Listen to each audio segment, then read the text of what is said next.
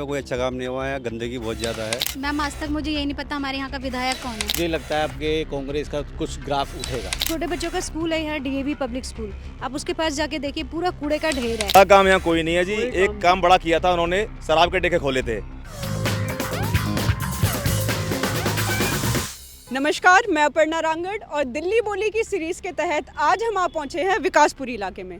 तो यहाँ पर जानेंगे जनता से उनकी राय, उनके मुद्दे क्या है, उनकी समस्याएं। मेरा पहला सवाल है, पिछले 10 साल में सरकार ने आपके इलाके में सबसे बड़ा क्या काम किया है? मैडम फिलहाल तो कोई काम नज़र ही नहीं आता कि किसी बड़ा काम का है। बड़ा काम यहाँ कोई नहीं है जी। एक काम बड़ा किया था उन्होंने, शराब के ठेके खोले थे, लेकिन वो बंद हो गए हैं। अब ये बड़ा काम किया था, बाकी बड़ा कोई काम नहीं किया। यहाँ पे कोई अच्छा काम नहीं हुआ है, गंदगी बहुत ज़्यादा है, कचरा बहुत ज़्यादा रहता है, बहुत गंदगी है जी। 10 साल में 10 काम भी 5 काम भी नहीं किया, 10 तो छोड़ो। सबसे बड़ा काम तो फ्रीवीज तो है ही है, जो भी है अच्छा ही है वो चीज़ है। उस चीज़ को कोई कंपटीशन ही की तरह सब लोग ले रहे हैं, सारी पार्टीज ऐसे। उन्होंने घोटाले किए हैं, जैसे उसने केजरीवाल ने तो अपनी बिल्डिंग बनाई थी और इस एमएलए ने इस कॉलेजें बना ली, यूनिवर्सिटी यहाँ बना ली हैं दिल्ली से बाहर में। मेडिकल में भी अच्छा हुआ है, एजुकेशन भी अच्छा है। गवर्नमेंट अगर कॉलेज वगैरह में देखेंगे तो अच्छा एजुकेशन भी दिया है। क्या दिल्ली के वोटर्स फ्री की योजनाओं, बिजली, पानी पर वोट करती है? फ्री मैडम है कहाँ, वो बताइएगा।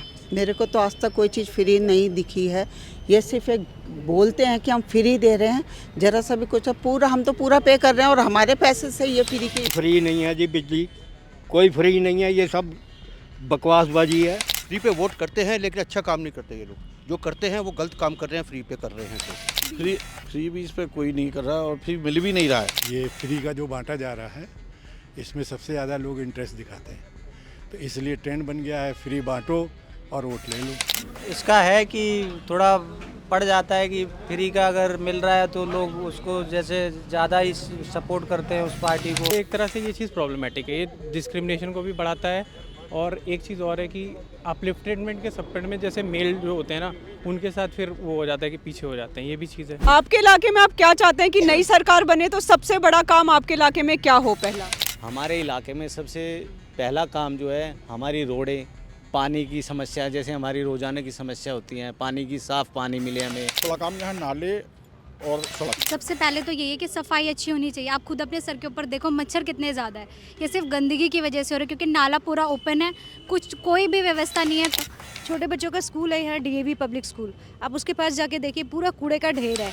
मुँह से क्या बोलना, उनको पता नहीं है कि उन्हें क्या करना है। वहाँ जहरीली और यमुना का पानी गंदा हो गया, इसके लिए विकासपुरी की जनता किसे जिम्मेदार मानती है? यहाँ के एमएलए को। के लिए तो सरकार ही जिम्मेदार है। बाकी ये है कि अगर सरकार चाहे तो उसको कुछ भी करा सकती है। 20 में बोला 24 में साफ करेंगे और 20 में उससे पहले बोला तो 13 में साफ करेंगे। इसके लिए हम पहली बात तो इंडिविजुअली हम लोग भी बहुत बड़े रिस्पॉन्सिबल हैं उस चीज़ के लिए। हम एक सरकार को नहीं बता सकते कि हाँ वही रिस्पॉन्सिबल है किसी चीज़ के लिए। इतने सालों से पोल्यूशन बढ़ता है, तभी आज इस एक्सटेंट तक पोल्यूशन हुआ है। दिल्ली को पूर्ण राज्य का दर्जा मिलना चाहिए, अगर हाँ तो क्यों? जी मिलना चाहिए। और कभी भी किसी भी राज्य का जब पूरा राज्य बनता है, उसका विकास जो है होता है चाहिए, क्योंकि अगर कभी इन फ्यूचर स्टेट में गवर्नमेंट कोई और आ गई और सेंट्रल में कोई और है तो हमेशा टकराव रहेगा। सेंटर और राज्य जो होते हैं अलग अलग चीज़ें। सेंटर के मुद्दे अलग होते हैं, राज्य के मुद्दे अलग होते हैं।